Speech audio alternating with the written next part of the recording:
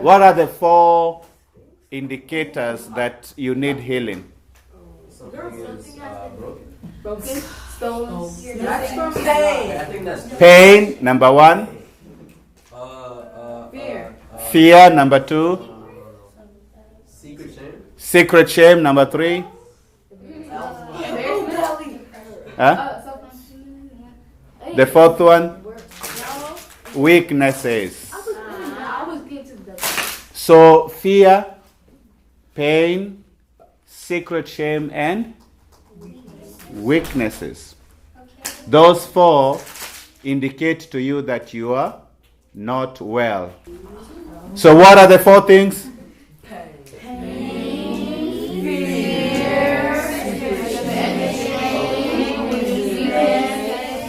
Weaknesses. So, when it comes to fear, the biggest question is, what is your biggest fear? I don't have a fear. What is your biggest fear? Hello? Hello? What is your biggest fear? What is your biggest fear? Because there is no rational fear. Even when they tell you they are healthy fears, that's a lie. There is no rational fear.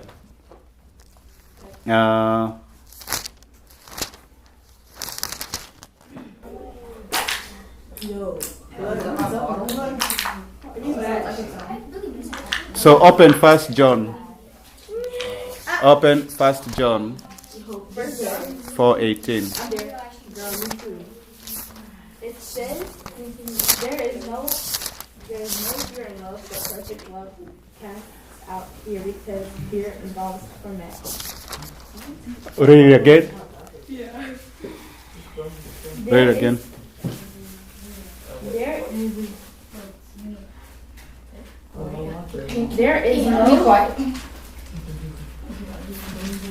There is no fear in love, but perfect love casts out fear, because fear involves torment. But he who fears has not been made perfect in love. Does it say which type of fear? No. Does it say which type of fear? No. You know what we are reading? 1 John 4:18. Wait, why did I go?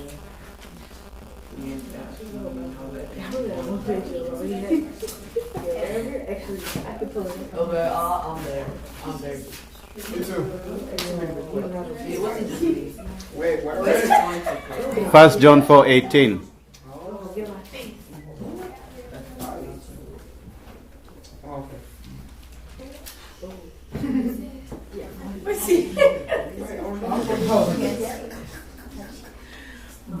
What does it say, Nathan? What does your version say? There is no fear in love, but perfect love drives out fear, because fear has to do with punishment. The one who fears is not made perfect in love. Fear has to do with punishment. So you cannot love and fear at the same time. Okay? So if there is any fear in you, then you need to reveal it. You need to allow the Spirit of God to talk to you and to show it to you so that you can present it to God. What about 2 Timothy 1:7? 2 Timothy 1:7.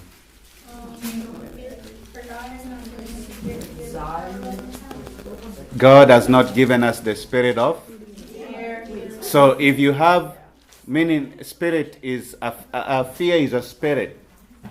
There is what we call the spirit of fear.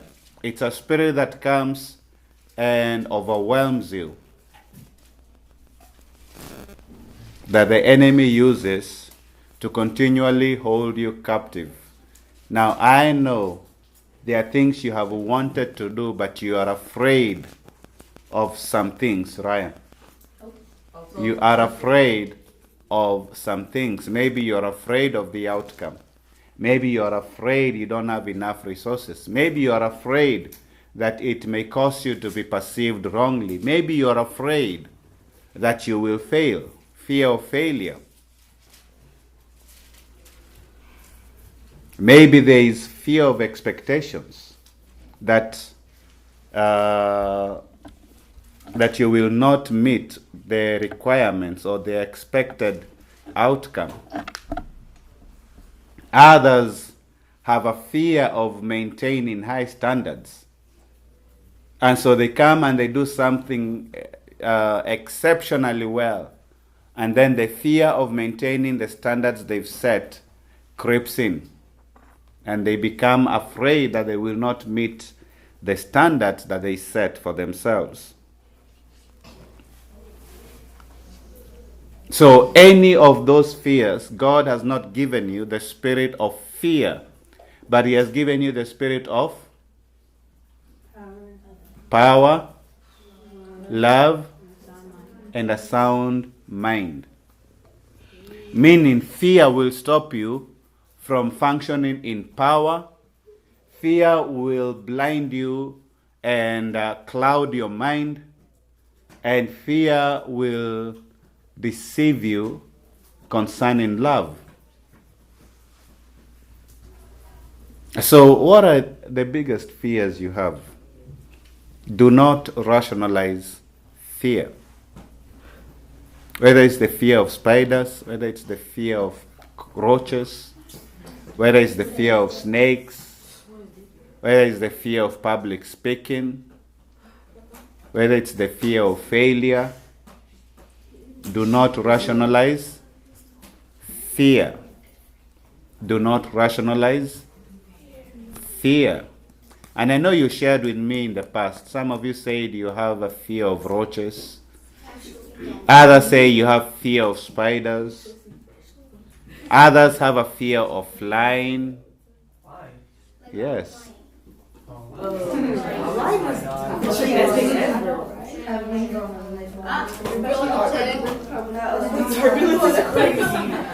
Others have fear of rejection. I think all of us probably have that fear of being rejected, right?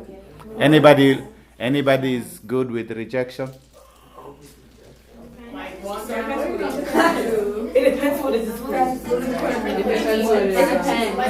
is. No matter whether it depends or not, it's a fear. It's a spirit of fear.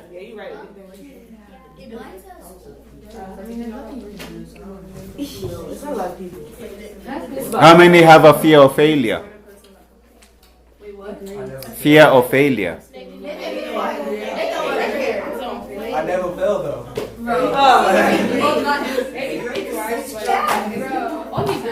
So what will happen if you fail? You never? So you don't know how you will react. That is the fear of failure.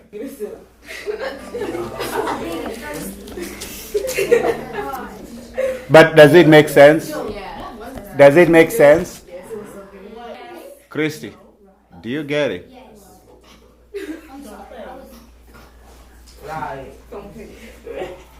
Because fear can cripple you. Do you think you can obey God when you're afraid? No. What is the most common or the biggest fear among people? I don't know. I don't care about no. You think height is the biggest fear among people? What do you think is the biggest fear among people? Yes, Sankra, what did you say? I don't think that would be the biggest fear among people.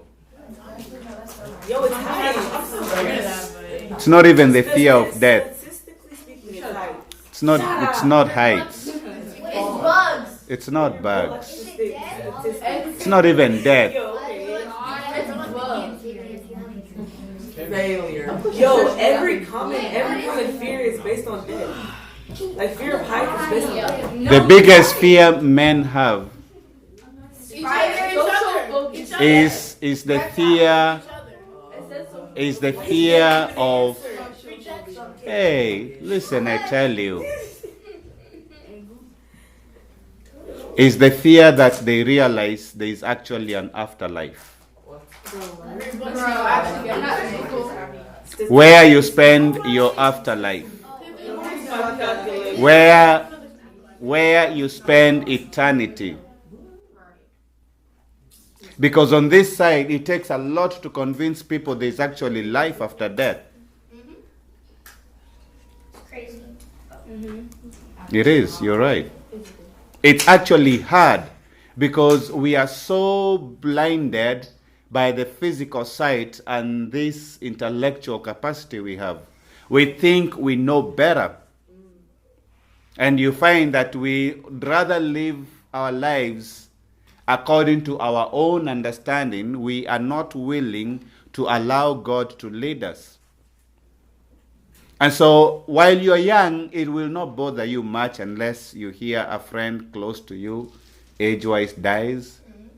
But when death becomes a reality, that becomes a big concern. That's why you will realize a lot of old people are more given to their spiritual life because there is that realization, I am nearing death. But young people, you think you have all the life, so who cares? Let's have fun.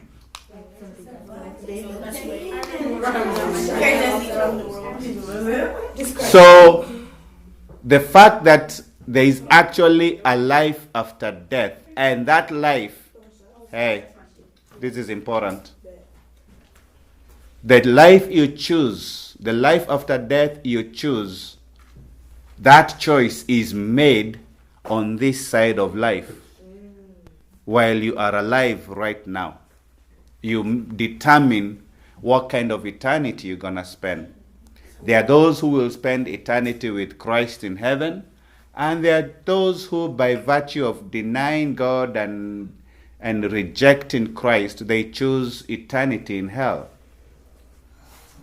And when you cross that chasm, there is no coming back. Do you remember the story of the Lazarus and the rich man?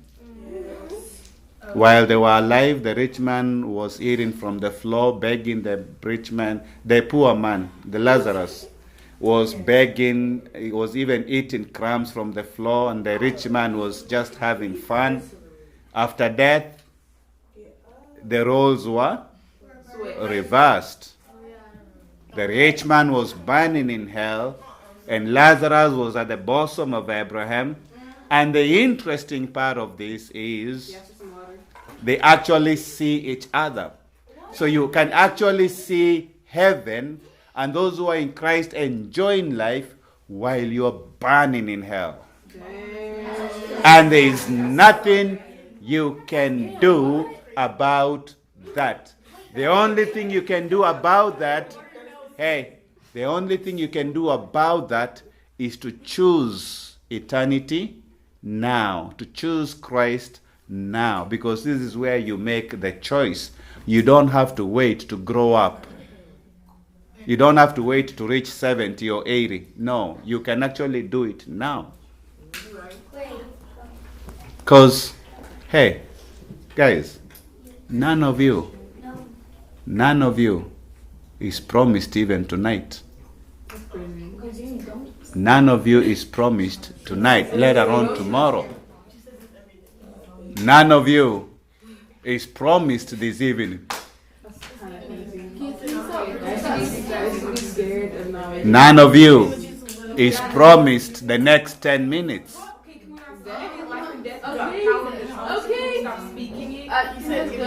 No. We gotta have to come to the reality of it because we take things for granted.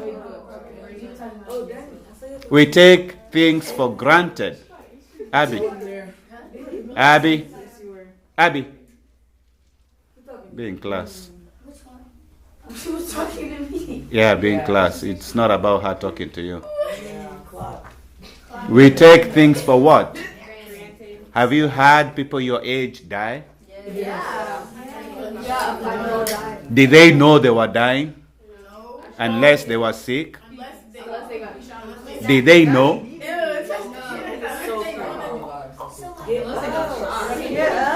So, should your end be tonight? No. Should your end be tonight? No. Are you prepared to spend eternity in heaven or in hell?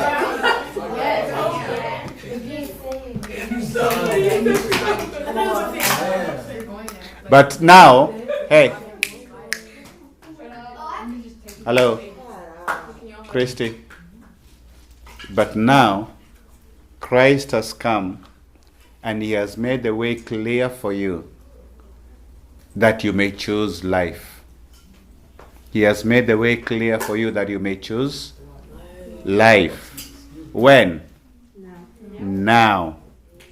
You want to be assured of eternity with Christ? Then choose life now. What's your question, Abby? If you're saved and you decide to commit suicide, are you going to go to hell or heaven? Hell.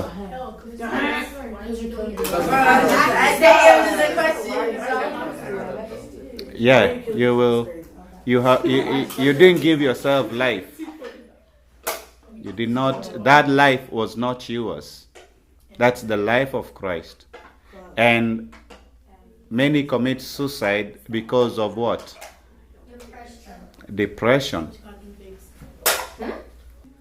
That's why we work so hard.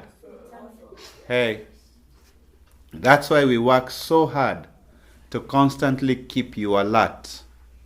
To keep you alert. Be alert. Be alert at all times. You cannot afford to sleep. You cannot afford to enjoy life and forget that the life that you live, the breath that you breathe is not yours. It can be taken away any minute. Any minute. So don't take it for granted. Don't take it for granted. The fact that you're just teenagers and there is the promise of life ahead of you, that's good. But it's not promised. It is not promised. Nobody knows the time. Nobody knows the place. Nobody knows the means. That's how it goes. So the biggest fear of men is the realization of life after death. That they missed it. By that time it's too late. Okay, it's not death. People are not afraid of dying. Okay? So fear. There is no love in fear, yes? No. Okay? There is no fear in love. Any question? So we shall talk more on the issue of fear as we go step by step. Now at this point, class is done.